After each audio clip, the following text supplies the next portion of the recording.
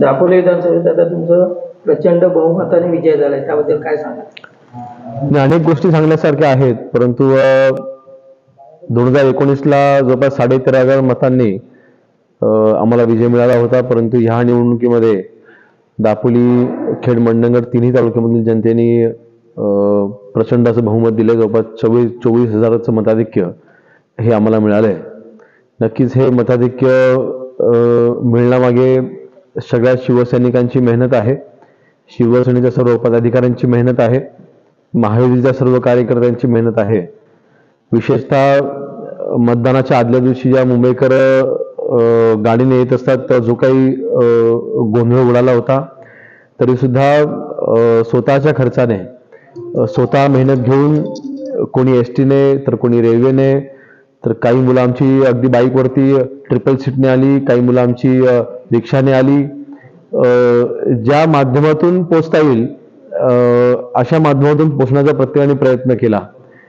जवळपास काही महिलांनी छोट्या बाळांना घेऊन रस्त्यावरती 5-5 तास उभे राहून देखील 15-15 तास गाडीने एकतर्फी प्रवास, मतदान करून परत 15 तास प्रवास, 2-2 दिवस त्या गाडीमध्ये घालवले, बसमध्ये घालवले. प्रचंड त्रास सहन करून मतदानाला आम्हाला यायचं आहे, पोचायचं आहे, ही जिद्द उराशी बाळगून अनेक मतदार इथे येऊन पोचले. आणि हा त्यांच्यामुळे खरं तर आम्हाला आज हा विजय पाहायला मिळतोय. त्या सर्वांचं मी खरोखर मनापासून आभार मानतो की त्या सर्वांच्यामुळे आज हा शिवसेनेचा हा विजय आम्हाला मिळालेला आहे. परंतु नक्कीच दापोली मतदारसंघामध्ये विकास कामांनाच महत्व आहे, हे पुन्हा एकदा सिद्ध झालंय. मला कल्पना आहे की हा विजय मिळाल्याच्या नंतर फक्त विरोधकांना फक्त ईव्हीएम मध्ये घोटाळा ही एकच गोष्ट त्यांना दिसते. लोकसभेच्या निवडणुकीच्या वेळेला ज्यावेळेला 8,000चं मताधिक्य मिळालं होतं, त्यावेळेला त्यांना ईव्हीएमचा घोटाळा वाटला नाही. लोकसभेच्या निवडणुकीच्या वेळेला ज्यावेळेस महाराष्ट्रामध्ये महाविकास आघाडी पुन्हा सत्ता स्थापन करणार असं जे घोषणा देत होते, त्यावेळेला त्यांना ईव्हीएमचा घोटाळा वाटला नाही. दापोलीमध्ये 2-3 दिवसापूर्वी मोर्चा काढला गेला, ईव्हीएम मध्ये घोटाळा झालाय. माझं त्यांना चॅलेंज आहे की तुम्ही एखादं गाव घ्या, त्या गावाची वाडी घ्या आणि त्या वाडीमध्ये तुमची असलेली मतं आणि माझी असलेली मतं ही तुम्ही लोकांना समोरासमोर उभे करा आणि आखणेरे समोर आणा. फक्त मोर्चे काढून जनतेमध्ये गैरसमज पसरवण्याचा जो प्रयत्न चालू आहे, त्याला जनता देखील दाद देणार नाही. जनतेला सत्य कळलेलं आहे आणि खरं तर आमचं मताधिक्य कमीत कमी 35,000 ते 40,000पर्यंत आम्ही पोहोचलो होतो. आमचे जवळपास 12,000 ते 15,000 मतदार आमचे त्या गाड्यांच्या त्या विषयामुळे मतदानाकरता येऊ शकले नाहीत. परंतु आज 35-40,000चं मताधिक्य ज्यावेळेला जनता आम्हाला देते, त्याचा अर्थ असा होतो की आम्ही मागच्या 5 वर्षामध्ये केलेली विकास कामं, त्या विकास कामांची जाणीव जनतेला आहे आणि जनतेला फक्त आणि फक्त विकास कामच हवी आहेत. भांडणं लावणारा माणूस जनतेला आमदार म्हणून नको हवा होता आणि म्हणून त्याला दुसऱ्यांदा घरात जनतेने बसवलेला आहे. पण हाच आहे की जनतेने शेवटी आम्ही जे स्वप्न घेऊन या दापोली मतदारसंघामध्ये उतरलेलो आहोत, ते स्वप्न पूर्ण करण्यासाठी जनतेने आम्हाला कळलेलं असं मी मानतो.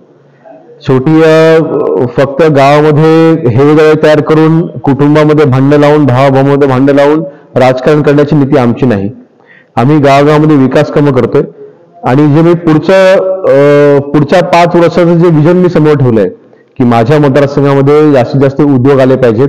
मंडणगडची जी मेजर MIDC आता आपण करतोय त्याच्यावर मी जास्त भर दिला. कोका-कोला कंपनी आम्ही आणली, तिथे त्या माध्यमातून आम्ही रोजगाराची निर्मिती करतोय. म्हणजे उद्योगावरती भर द्यायचा आणि आमच्या तरुणांना तिथे बेरोजगार तरुणांना तिथे रोजगार उपलब्ध करून द्यायचा, हे जे आम्ही दृष्टिकोन ठेवून चाललोय त्याला जनतेने साथ दिलेली आहे. आणि म्हणून मला वाटतं मी त्याच वेळेला म्हटलं होतं की किती विरोधकांमधल्या किती मोठ्या नेत्यांनी सभा घेतली तर सुद्धा जनतेला नेत्यांमध्ये आता महाराष्ट्र स्तरावरच्या विरोधी नेत्यांमध्ये आता रस राहिलेला नाही. जनता आता भावनिक नाही. आता आजचा तरुण हा अतिशय प्रॅक्टिकल आहे. त्याला रिझल्ट पाहिजे, त्याला विकास पाहिजे, त्याला रोजगार पाहिजे, त्याला उद्योग पाहिजे, त्याला हे राजकारण नको आहे. आणि म्हणून ते द्यायचा शब्द आम्ही जो दिलाय, त्या दृष्टीने आम्ही जी पावलं आता उचलली आहेत, त्याला जनता हा प्रतिसाद देते. त्याचाच परिणाम ह्या निकालामध्ये आम्हाला पाहायला मिळतोय. आणि भविष्यात देखील नक्कीच आम्ही जो शब्द दिला तो पूर्ण करायचा आमचे प्रामाणिकपणे प्रयत्न असतील. वाटाघाटी किंवा पीएम शपथविधी याविषयी काय तारखा? मला वाटतं आज रात्री किंवा उद्यापर्यंत निर्णय अंतिम होईल.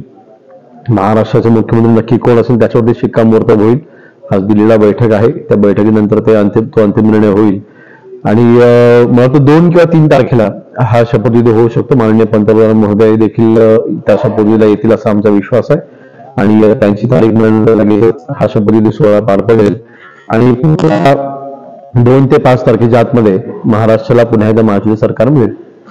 म्हणजे आज महाराष्ट्रामध्ये अनेक वर्षांच्या नंतर इतकं मोठं मताधिक्य एका गठबंधनला मिळालेलं आहे आणि ह्याला कारणीभूत आहे मागच्या 2.5 वर्षामध्ये, 5 वर्ष देखील महायुतीला मिळाले नाहीत. फक्त 2.5 वर्षामध्ये महाराष्ट्रामध्ये केलेली कामं, महाराष्ट्रामध्ये जनहितासाठी आणलेल्या योजना, त्या योजना जनतेपर्यंत पोहोचवण्यामध्ये लोकप्रतिनिधी देखील आणि कार्यकर्ते देखील यशस्वी झाला आणि म्हणूनच हे इतकं मोठं यश आम्हाला पाहायला मिळतंय. आज नक्कीच महायुतीचे मुख्यमंत्री बसणार म्हटल्यानंतर महायुतीच्या सगळ्या कार्यकर्त्यांमध्ये हे आनंदाचं वातावरण आहे आणि अशाच पद्धतीने महायुती मजबूतीने पुढे जात राहील. त्यांची इच्छा असते की आमचा आमदार हे मंत्री व्हावेत, परंतु नक्कीच सन्माननीय शिंदे साहेबांनी जेव्हा दापोली जाहीर सभेमध्ये सांगितलं की तुम्ही योगेशला आमदार करा, मी त्याला नामदार करेन, परंतु आज शेवटी राजकीय परिस्थितीचा विचार करता मला त्यांच्यावरती कुठलाही दबाव टाकायचा नाही. त्यांना जो योग्य निर्णय वाटेल तो योग्य निर्णय त्यांनी द्यावा. भविष्यामध्ये त्यांनी जर का कुठली जबाबदारी माझ्या खांद्यावरती दिली तर नक्कीच त्या संधीचं सोनं करण्याचं काम योगेश कदम करेल.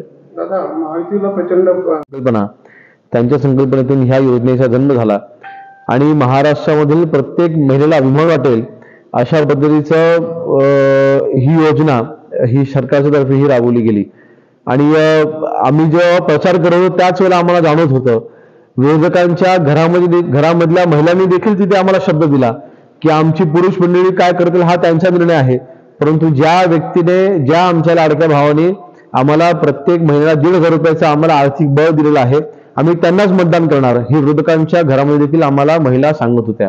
आणि त्याच वेळेला आमच्या लक्षात आलं होतं की मुख्यमंत्री माझी लाडकी बहीण योजना ही पुढच्या येणाऱ्या निकालाच्या दिवशी आमच्या विजयाचा पाया ठरेल आणि तेच खरं झालं. सगळ्या लाडक्या बहिणींनी मुख्यमंत्री साहेबांना, शिंदे साहेबांना, लाडक्या भावाला भरभरून आशीर्वाद दिलेले आहेत आणि म्हणून ह्या विजयामध्ये त्यांचा देखील सिंहाचा वाटा आहे.